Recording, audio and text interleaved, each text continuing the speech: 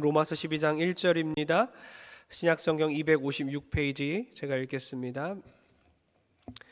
그러므로 형제들아, 내가 하나님의 모든 자비하심으로 너희를 권하노니 너희 몸을 하나님이 기뻐하시는 거룩한 산 제물로 드리라. 이는 너희가 드릴 영적 예배니라. 너희는 이 세대를 본받지 말고 오직 마음을 새롭게 함으로 변화를 받아 하나님의 선하시고 기뻐하시고 온전하신 뜻이 무엇인지 분별하도록 하라. 아멘. 오늘 로마서 강의 27번째입니다.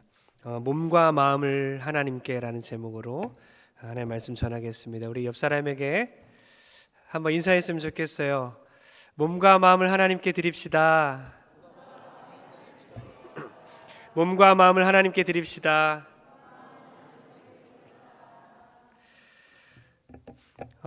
제가 몇 주 전에 이제 조깅을 하는데 오랜만에 이제 축구장, 운동장, 잔디밭을 이렇게 돌았어요. 돌면서 제 눈에 띄는 장면이 있었습니다. 그 축구장을 돌면서 양지 바른 그 운동장에 그 햇살이 가득한 것을 보았어요. 모든 풀들이 다 푸르게 빛나고 있었습니다. 생명의 기운이 느껴졌어요. 그러는 가운데 제 시선을 또 잡는 또 한 장면이 있었습니다. 그 외진 곳에 구석진 곳이었습니다. 그곳은 생기가 없었고 암울했어요. 그리고 캄캄했고 이끼가 가득했습니다. 제가 이렇게 뛰면서 그 두 장소를 번갈아 가면서 보았어요. 그러면서 순간 이것이 구원이구나. 예수가 있는 곳은 생명이 깃들어 있고 은혜가 넘치는 곳이지만 예수가 없는 곳은 참 암울하고 캄캄한 곳이구나. 그렇지. 우리의 영혼의 빛을 비춰주셔서 구원에 이르게 하시는 분 예수 그리스도, 내 영혼의 한 줄기 빛을 비춰주셔서 살아갈 소망을 갖게 하신 그 예수 그리스도를 제가 찬양했습니다. 여러분, 은혜가 뭐죠? 은혜란 어둡고 답답하고 때로는 참담하기까지 한 나의 인생에 소망을 주시는 것, 그것이 은혜입니다. 우리의 그 인생의 한 줄기 빛을 비춰주시는 그 예수 그리스도를 함께 찬양하길 소원합니다. 이러한 은혜를 받은 우리에게 사도 바울은 이제 12장으로 넘어가면서 그러므로 이렇게 살아가십시오라고 말을 하는 거예요. 11장까지 내용을 통해 여러분이 많은 은혜를 받았습니다. 많이 들려와요. 많은 은혜를 받고 있고 로마서를 통해 다시 한번 하나님의 은혜를 경험하고 있음을 많이 듣습니다. 그러면서 이제 로마서 12장으로 넘어가면서 사도 바울은 그래서 은혜를 받았기 때문에 이제 이렇게 살아가십시오. 실천적인 내용을 이제 전화를 하는 것입니다. 청년부에서 14명이 지난주부터 이제 제자 훈련을 시작했습니다. 이제 2주차인데 그 중에 한 청년이 카카오톡 단체방에 이런 글을 남겼어요. 그때 로마서 11장 설교를 이제 다 마친 후였는데요. 내가 그루터기라는 것을 인식하고 하나님이 나를 이 땅에 남겨두신 이유를 생각하며 남겨진 자로서 주님의 뜻을 구하며 살아가겠습니다. 이렇게 남긴 거예요. 여러분, 저는 이 고백이 우리 모두의 고백이 될 줄 믿습니다. 우리도 주의 은혜로 이 땅에 남겨졌기 때문에, 이 땅에 그루터기가 되었기 때문에 이제 주님 뜻대로 살아가야 되는 것이죠. 그렇다면 도대체 우리는 어떻게 살아야 할까요? 은혜를 받은 자로서, 입은 자로서 우리는 이제 어떻게 살아야 합니까? 사도 바울은 두 가지를 제시합니다. 첫 번째는 그러므로 너의 몸을 바쳐라 라고 하고 있습니다. 너의 몸을 바쳐라. 대체 어떤 의미인지 우리 로마서 12장 1절을 다 같이 한번 읽어보겠습니다. 시작. 그러므로 형제들아, 내가 하나님의 모든 자비하심으로 너희를 권하노니 너희 몸을 하나님이 기뻐하시는 거룩한 산 제물로 드리라. 이는 너희가 드릴 영적 예배니라. 아멘. 이 짧은 문장에 놀라운 진리들이 함축되어 있습니다. 제일 중요한 거 먼저는 뭐냐면 하나님이 우리의 예배를 받으신다는 그 사실입니다. 하나님이 지금 우리의 예배를 받으십니다. 여러분, 이 사실에 놀라운 감격으로 반응해야 되는데 다시 한번 말씀드리겠습니다.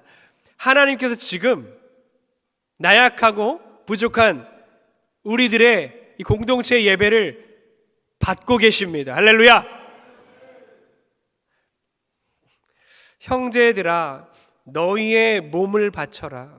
그러니까 형제들 각 사람 한 명 한 명이 제사장이 되어서 자기의 몸을 제물로 드려라라고 사도 바울은 말을 하고 있는 거예요. 그러니까 누구나 예배자가 될 수 있다고 놀라운 선언을 하고 있는 겁니다. 지금 예배 드릴 수 있다는 것이 얼마나 큰 은혜입니까? 우리는 율법을 통해 하나님께 도달할 수 없었던 존재입니다. 우리의 행함으로는 하나님께 의롭다함을 얻을 수 없는 존재입니다. 여러분, 제가 거울을 보면서, 거울 보시잖아요, 그죠? 거울 안 보고 사는 사람이 없어요. 거울 보면서 요즘 어떤 생각을 합니까? 이뻐졌다, 그죠? 저는 요즘, 옛날에는 좀 잘생겼다 이런 생각하는데 요즘에는 좀 현실적이 됐어요. 참 못생겨졌다, 별로다. 주름이 보이고 티가 보이고 막 평생 나지도 않았던 여드름이 막 이마에 나기 시작하고, 햇살을 오랫동안 쬐서 자외선 때문에 그런지 막 두드러기가 나 있고. 근데 저는 이런 생각을 해봤어요. 거울을 보면 그 거울에서 나 자신이 저를 보고 있잖아요. 근데 거울에서 하나님이 나를 보고 있다면 얼마나 두려울까. 나의 허물을 다 들여다보고 계신 그 하나님 앞에서 얼마나 내가 부끄러울까. 나의 잡티와 나의 허물과 그 더러운 것과 내 속에 있는 감추고 싶은 모든 것들을 하나님이 거울을 볼 때마다 그 하나님이 나를 보고 있다면 나는 얼마나 부끄러울까. 여러분, 우리는 하나님 앞에 감히 나아갈 수 없는 한없이 흠이 많은 존재들입니다. 하나님 실수했어요. 하나님 나 잘못했습니다. 이러한 고백으로 우리는 하나님 앞에 갈 수 없는 존재들이에요. 여러분, 제가 딸 자랑을 하는 게 아니라 저는 팔불출이 아닙니다. 어쩔 수 없이 이해를 돕기 위해서 최근에 3학년짜리 제 딸이 수학 시험을 봤는데 20문제 중에 한 문제 틀렸어요. 다들 늘 만점 맞으시죠? 20문제에서 한 문제를 틀렸어요. 환산하니까 95점이더라고요. 늘 수학 때문에 혼도 나고 늘 약간 위축되어 있었는데 하나 틀렸기 때문에 제가 이제 칭찬이 고래도 춤추게 하잖아요. 제 스타일 그대로 딸에게 이렇게 말했어요. 야, 너 천재구나. 정말 대단하다. 너 어떻게 그럴 수 있어?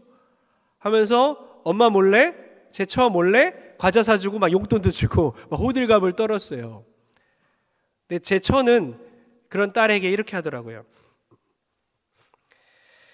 그래? 잘했네. 근데 너네 반에서 전부 다 맞은 사람은 몇 명이야? 그러는 거예요. 그러더니 또 이러는 거예요. 너 한 문제 틀렸어? 너 그거 왜 틀렸어? 또 다음에 틀리면 그거는 실수가 아니라 실력이야. 이러는 거예요. 우와. 그러니까 저는 이제 당근을 줬는데 제 처는 이제 막 채찍을. 여러분, 균형이 맞아야 되는데요. 당근만 주거나 채찍만 때리면 안 되는데, 여러분, 제가 지금 누구의 양육 방법이 옳다고 말하는 게 아닙니다. 저는 이 과정 가운데 다시 한번 생각해 봤어요. 수학은 실수인가 실력인가?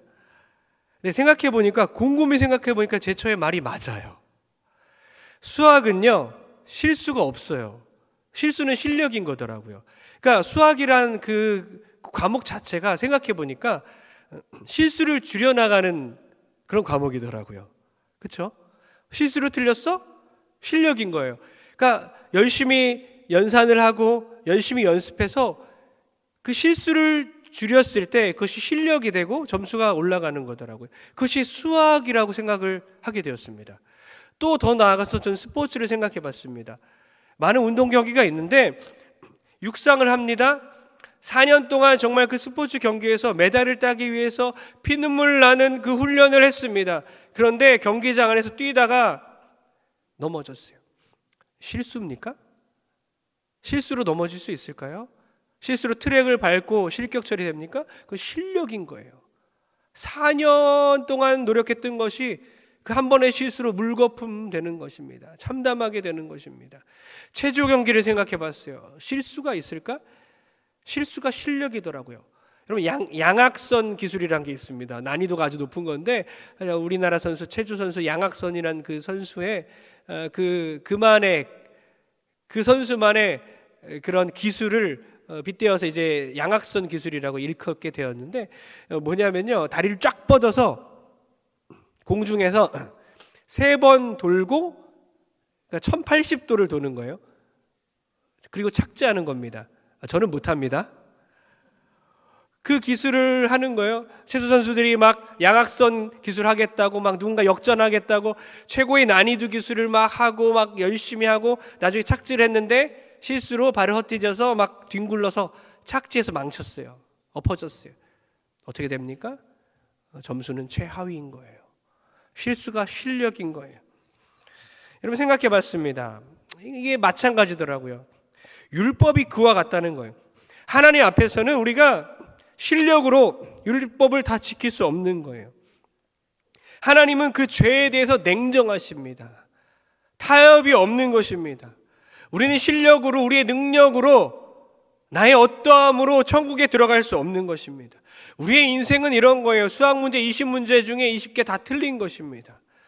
여러분 어렸을 때 그렇게 빵점 맞은 분 경험 있나요? 이해하실 수 있을 겁니다. 우리의 인생이 바로 빵점 인생이라는 거예요. 그런 우리에게 하나님께서 소망을 주신 겁니다. 노력해도 어차피 안 되잖아. 노력해도 우리는 하나님께 갈 수가 없잖아. 우리 하나님께 조금도 다가갈 수 없는 그 인생 가운데 하나님이 소망을 주신 것입니다. 그것이 로마서 9장 16절의 말씀입니다. 다 같이 한번 읽어보겠습니다. 시작. 그런즉 원하는 자로 말미암음도 아니요 다른 박질하는 자로 말미암음도 아니요 오직 긍휼히 여기시는 하나님으로 말미암음이니라. 아멘. 그러니까 수능에서도 한 문제 틀리고 몇 문제 틀리면 대학교 급이 달라지잖아요.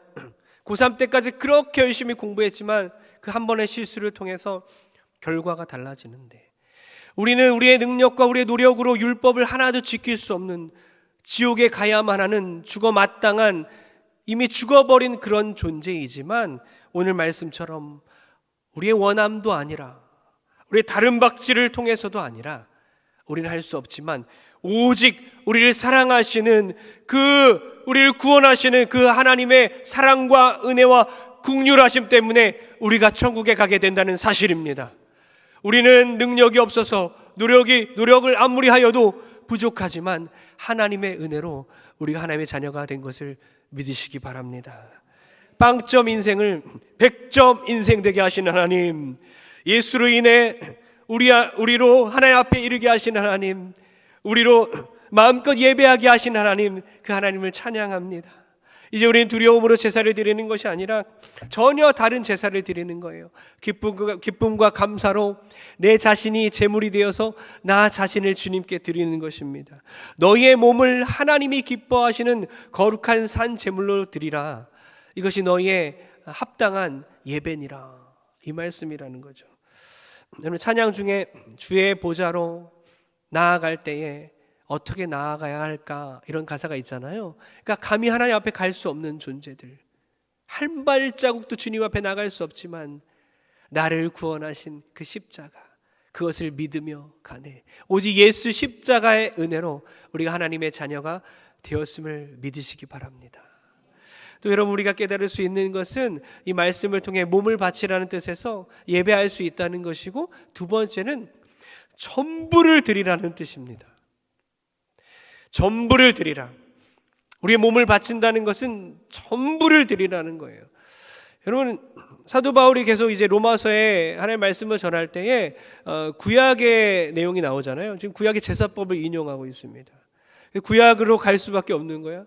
사도 바울은 2000년 전에 로마 시대의 배경에 대해서 얘기할 때도 있지만 구약 시대 이야기를 이렇게 인용해서 설교를 이렇게 설명을 합니다.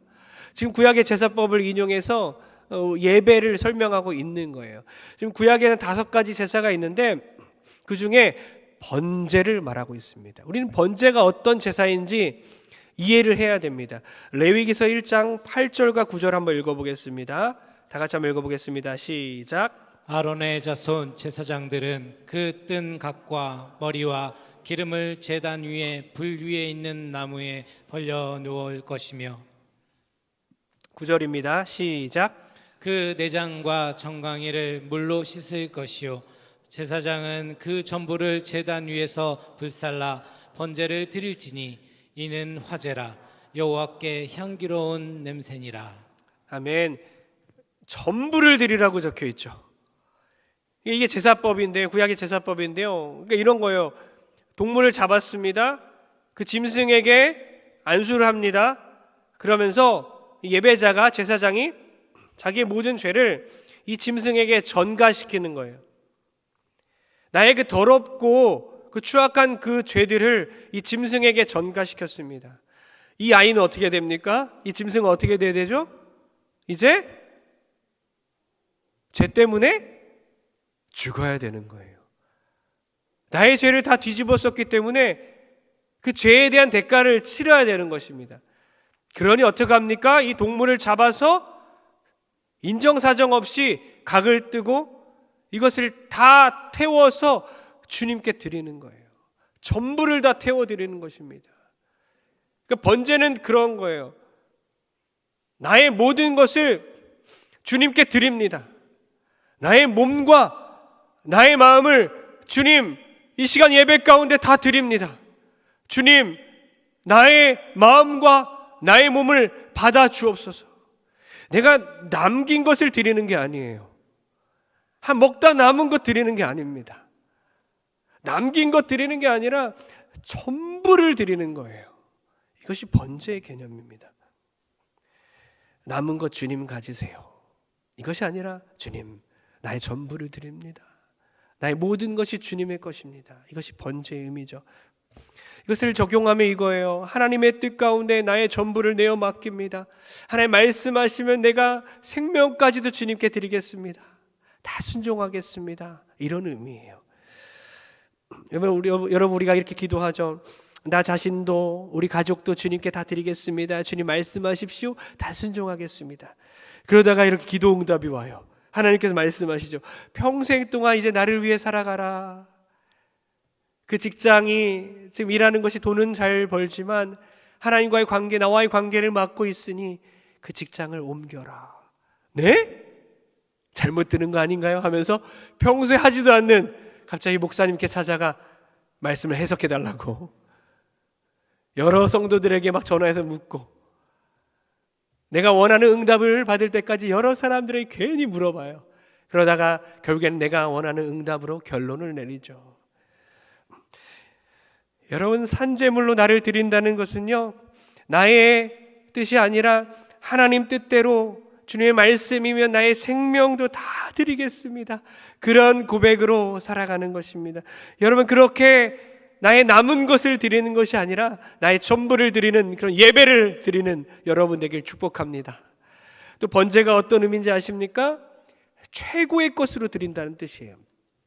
이 당시 보니까 가축을 이제 가져오는데 병든 거 이제 얼마 있으면 다 죽어버릴 것을 이왕 죽게 되었으니까 하나님께 드리는 것이 아니에요. 최고의 것으로 최고의 품질로 최고 좋은 것으로 드리는 겁니다. 아무 흠이 없고 가장 좋은 가축을 드리는 거예요. 여러분 또 제 딸 이야기를 합니다. 아마 이 아이가 더 크면 못할 것 같은데요. 몇 주 전에 갑자기 이 아이가 토요일 날 이제 예배 준비를 하는데 3학년짜리 딸아이예요. 토요일 날 이제 다음 날 예배 드려야 되니까 헌금을 미리 준비하는데 헌금하면서 막 돈을 빼는데 평소에 1,000원짜리를 이렇게 준비하는데 갑자기 10,000원짜리를 빼는 거예요. 무슨 은혜를 받았는지 주님께 드리고 싶은 마음이 생겼나 봐요. 10,000원짜리를 막 준비하면서 10,000원 드려야지 막 이러는 거예요. 여러분 그 가족 가운데 회방꾼이 있죠, 그죠? 내 식구 중에 누가 회방꾼이죠? 네, 목사. 제가 회방꾼입니다. 제가 물었어요. 야, 너 평소에 1,000원 드리잖아. 근데 지금 10,000원 드리면 어떡해? 너 돈 없잖아. 10,000원은 특별한 날일 때 드리는 거야. 평소에 드리는 건 1,000원이잖아. 그래서 제가 막 그랬어요. 그러니까 제가 성경에서 뭐죠? 늘 계산을 하는 예수님 옆에 붙어 있는 가룟 유다가 된 거예요. 그리고 제 딸은 모든 것을 주님께 바친 향유 옥합을 깨뜨린 그 여인이 된 것이죠. 제가 막 제차 3차 물었어요. 너 이거 정말 왜? 도대체 왜 그런 거야? 그러자 제 딸아이가 저에게, 믿음 없는 저에게 이렇게 말을 합니다. 아빠, 내가 하나님께 드리는데 그 돈을 왜 아빠가 정해?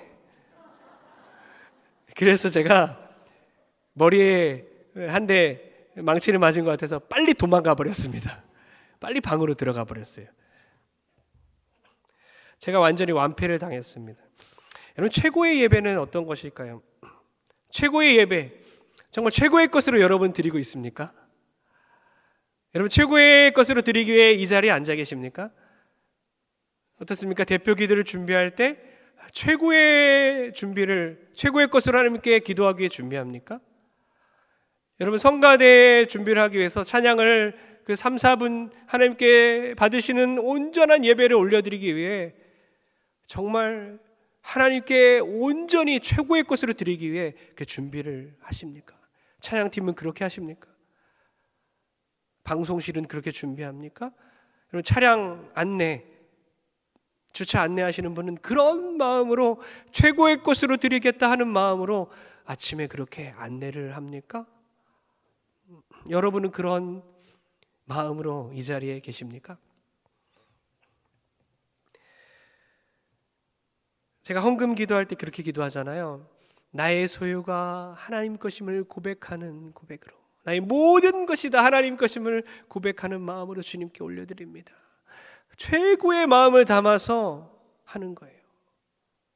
비록 액수는 적고 천차만별일지라도 나의 마음을 쏟는 것입니다.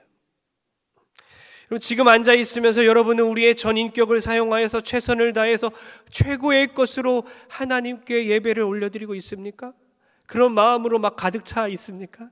하나님, 영광 받아주세요. 저도 설교를 준비하면서 하나님, 괴로울 때가 많아요. 끝나고 나면 회개할 때도 많이 있습니다. 하나님, 죄송합니다. 최고의 것을 하나님께 올려드려야 되는데 부족합니다. 늘 부족합니다, 주님.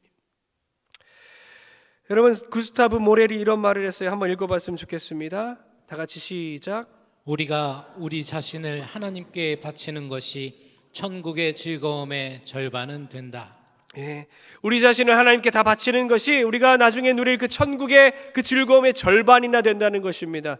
여러분, 우리가 우리의 모든 것을 최고의 것으로 하나님께 올려드릴 때에 우리의 모든 기쁨을 아무도 빼앗을 수 없을 줄 믿으시기 바랍니다.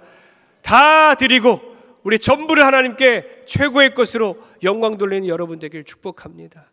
또 여러분, 또 하나 더 중요한 것이 있습니다. 번제로 드린다는 것은 뭐냐? 나의 몸을 드린다는 거예요. 지금 사도 바울은 영혼이란 말을 쓰지 않습니다. 영을 드리려 하지 않습니다. 분명히 몸이라고 하고 있습니다. 그 당시 헬라 사상, 플라톤 사상의 영향을 받은 그 당시 사람들에겐 정말 황당한 말일 거예요. 왜냐하면 그들은 육을 더러운 것이라 봤어요. 육체는 더러운 것이다. 영혼만 고결한 것이다. 그 이원론에 가득 차서 그 당시 사람들의 그런 표어가 있습니다. 소마, 세마, 에스틴. 갑자기 무슨 말이죠? 육체는 곧 무덤이다, 이런 말이에요. 소마, 세마, 에스틴. 육체는 곧 무덤이다. 육체를 더러운 것으로 봤어요. 그러니까 사도 바울이 지금 우리의 육체를, 우리의 몸을 하나님께 올려드려라 하니까 얼마나 황당하겠습니까? 그 당시 사람들은 오히려 육체로부터의 탈출을 기다렸어요. 그러나 여러분, 성경은 무엇을 말합니까? 영과 육을 분리시키지 않습니다. 하나님 나라가 임할 때 나의 영만 둥둥 떠다니는 게 아니라 나의 육체와 영이 하나가 되는 겁니다. 연합되는 것입니다. 그것을 부활체라고 합니다.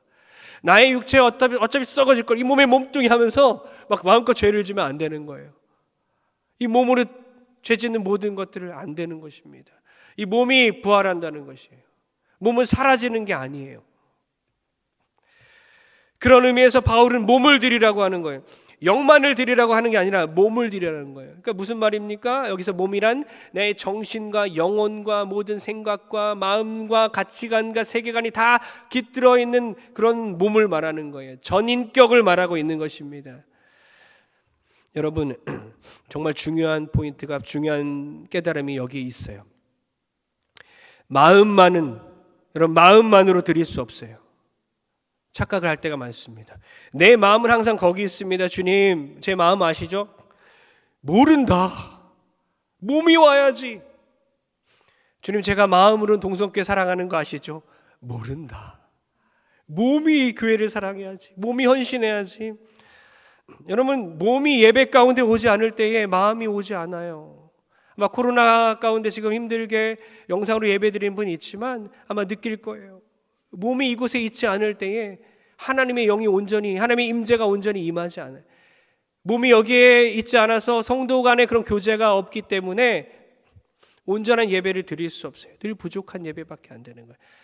이런 찬양이 있습니다. 제가 참 좋아하는 찬양인데요. 나의 맘 받으소서, 오셔서 주님의 처소 삼으소서, 나의 전부이신 주여 내 맘을 받아주소서. 너무 귀한 찬양이 나를 드린다는 거예요. 그러면서 오 나의 마음을 주님께 열었으니 주여 내게 오셔서 내 마음에 거하여 주소서. 주가 기뻐하는 주의 성전 되게 하소서. 그럼 이 찬양을 저는 너무 좋아하는데 생각해 보니까 이런 생각이 드는 거예요. 야, 이렇게만 찬양하면, 이렇게만 살면 어쩌면 정말 편리하겠다. 내 마음만 드리면 참 편하겠다. 마음만 열면 막 주님이 오시고 나를 막 성전 삼으시고, 그때 막 마음만 열어서 하나님께 막 나를 오픈하고 그때 집중하면 주님이 나와 영광을 함께 하시니 얼마나 기쁠까 이랬어요. 그러나 여러분, 이것이 어떤 생각이 드냐면요, 때로는 이것이 우리의 몸으로 할 수 없는 것에 대한 핑계가 되진 않을까. 내 몸으로 온전히 헌신할 수 없으니 나의 핑계와 어떤 구실이 되지 않을까. 마음만 드리면 되니까. 바울 시대 사람들은 참 좋아하겠다. 영혼만 고상하니까 마음만 드리면 되니까. 이 찬양이 얼마나 유행했을까 그 당시에. 그래서 제가 이 노래를 좀 바꿨어요. 개사했어요. 여러분 몇 글자가 바뀌나 한번 보세요. 나의 몸 받으소서, 오셔서 주님의 처소 삼으소서, 나의 전부이신 주여 내 몸을 받아주소서. 몇 글자 바뀌었죠? 노란색으로 적혀 있었나요? 퀴즈인데 한 글자 바뀌었어요. 마음이 몸으로 변했습니다. 여러분, 마음은 때론 추상적입니다. 그러나 몸은 너무나 현실적이고 구체적인 거예요. 하나님께서 여러분에게 물어보실 수 있어요. 그래, 네 마음 알겠다. 그런데 실제적으로 나에게 무엇을 주겠냐? 그럼 마음을 드리는 것으로 나의 전부를 드릴 수 없는 것입니다. 나의 몸과 함께 하나님께 전부를 드리는 거예요. 반쪽만 드리는 것으로 주의 영이 온전히 임하지 않는다는 거예요. 몸을 드리라는 것입니다. 부모님 댁에 인사하러 갔습니다. 한 번도 안 가면서 마음만 늘 그곳에 있을 수 있나요? 부모님 아시죠? 속으로 알긴 뭘 알아. 돈은 드렸으니 되는 겁니까? 여러분 옛날 보일러 광고 저도 기억나는데 90년대인가 2000년대 광고 CF인데요. 며느리가 이렇게 말하죠. 여보, 아버님 댁에 보일러 하나 놔드려야겠어요. 이러죠. 기억나나요? 그리고 뭐라 그러죠? 보일러는 경동 보일러. 귀뚜라미 아니고 경동 보일러. 이 CF가 요즘에 이렇게 바뀌었어요. 여보, 아버님 댁에 로봇 하나 놔드려야겠어요. 로봇 하나만 두면 다 해결되는 거예요. 여러분, 보일러만 놔드리는 게 아니라, 로봇 하나만 놔드리는 게 아니라 가서 체온을 느끼게 해드려야 되는 것입니다. 자녀의 손보다 따뜻한 체온이 없잖아요. 얼굴을 뵙고 손 한 번 잡아주는 것이죠. 코로나로 인해서 부모님의 얼굴을 오랫동안 못 보다가 이제 찾아가게 되면 얼마나 반가워하십니까? 물론 그 부모님 중에는 돈만 좋아하시는 분도 있습니다. 그러나 가서 손을 붙잡아 줄 때 돈보다 정말 체온이 훨씬 더 따뜻한 거예요. 여러분, 하나님께서 원하시는 것도 마찬가지입니다. 추상적인 것이 아니라 실제적인 우리의 모든 것입니다. 전인격적인 것, 마음만 드린다던 건지, 혹은 여러분 몸만 여기 앉아 있고 마음은 다른 데 있다든지, 그렇게 하면 안 되는 겁니다. 나의 전부를 드리는 그런 저와 여러분들에게 주님의 이름으로 축원합니다. 기도의 자리, 전도의 자리, 예배의 자리, 섬김의 자리로 들어가라. 말 그대로 헌신입니다. 한자가 헌신 뭐죠? 바칠 헌, 몸신, 몸을 바치는 거예요. 그래서 하나님께 나의 마음뿐만 아니라 나의 모든 것, 몸을 드린 여러분들에게 주님의 이름으로 축원합니다. 우리 두 번째는 시간이 많이 갔네요. 짧게 마음을 변화시키라는 거예요. 로마서 12장 2절 한번 읽어보겠습니다. 시작. 너희는 이 세대를 본받지 말고 오직 마음을 새롭게 함으로 변화를 받아 하나님의 선하시고 기뻐하시고 온전하신 뜻이 무엇인지 분별하도록 하라. 아멘. 마음을 변화시키라, 근본적인 변화인데요. 필립스는 이렇게 말합니다. 제가 읽어보겠습니다. 너희 주위에 있는 세상이 너희를 쥐어짜서 그 틀에 맞추게 하지 말고 하나님이 너희 마음을 안으로부터 개조하도록 하라. 그러니까 나의 성품과 나의 행동이 근본적으로 변화되어야 한다는 것입니다. 여러분, 정말 진실하게 여러분에게 묻고 싶습니다. 혹시 자문했으면 좋겠어요. 예수님을 한 번도 진짜로 만나보지 못하고 교사가 되고 부장이 되고 장로가 되고 신학교 가서 목사가 될 수 있을까요? 없을까요? 예, 있습니다. 맞아요. 교회에 오랫동안 다녔지만 하나님 앞에 진심으로 서보지 못한 그리스도인들이 많이 있는 것 같아요. 어떤 목사님은 이런 그리스도인들을 명문적 그리스도인들이라 그래요.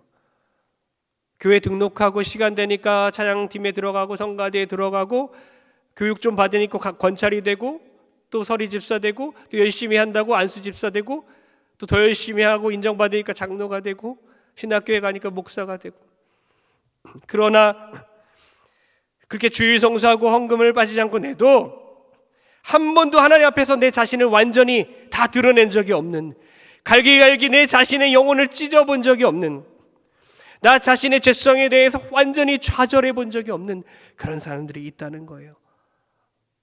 12제자가 그랬죠. 예수님의 제자들이 예수님 바로 옆에 있지만 한 번도 예수님을 만나본 적이 없는 거예요. 늘 예수님을 보고 있지만 진정으로 예수님을 보지 못하고 있는 그 사람들. 그러나 예수님께서 죽으시고 부활하신 후에 그 제자들은 예수님을 그때서야 비로소 만나게 되는 것이죠. 여러분, 근본적으로 변화되길 축복합니다. 그 변화를 위해서 우리는 늘 말씀 앞에서 분별해야 돼요. 분별의 세 가지 원칙이 있는데 세 가지 한번 읽어봤으면 좋겠어요. 말씀 말고요. 세 가지 원칙 한번 읽어봤으면 좋겠습니다. 다 같이 시작. 나의 말이 하나님의 말씀에 맞는가? 나의 행동이 하나님을 기쁘시게 하는가?